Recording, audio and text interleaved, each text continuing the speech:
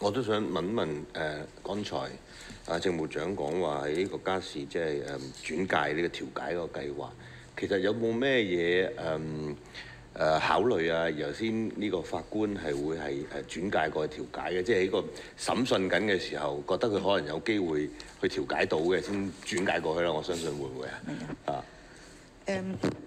主要咧，其實係如果呢一類咁樣嘅案件咧，即係法官會要轉介咧，都係相對咧，佢係一個比較少爭議啦，比較易於喺幾個鐘頭裏邊達成和解啦。呢類咁嘅案件，即係都唔需要譬如話受住有啲咩對當事人呢個情緒亦都係比較穩定啦，願意透過啲比較即係快速嘅方法去處理嘅事情啦，又唔涉及家暴啊或者嗰啲咁嘅風險啦，亦都唔會尤其是佢冇律師代表啦，咁我哋覺得能夠幫到佢哋呢類咁嘅個案呢，就會係比較適合咧用呢個方式嚟調解嘅。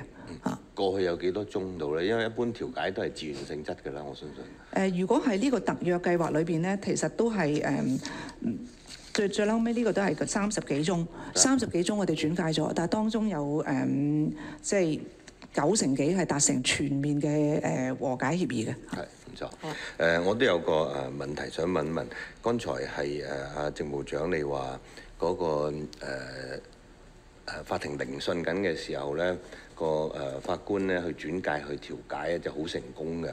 咁我想啲規則制定嗰度咧係咪包括埋呢個調解嘅規則咧？我相信而家係嘗試緊呢一樣嘅啫。咁會唔會覺得咁成功啊？幾好喎！咁包唔起規則嗰度亦都制定埋佢啦。咁會唔會包括埋落去嘅咧？多謝主席，我哋會有一個一部嘅程序規則係關於另類排解糾紛嘅安排，裏邊咧會涵蓋咗呢啲嘅調解嘅計劃，亦都會釐定咗咧法官啊、聆案官啊同埋調解員咧，佢當中大家扮演嗰個角色啦，同埋佢需要即係嗰啲程序同埋規則嘅嚇。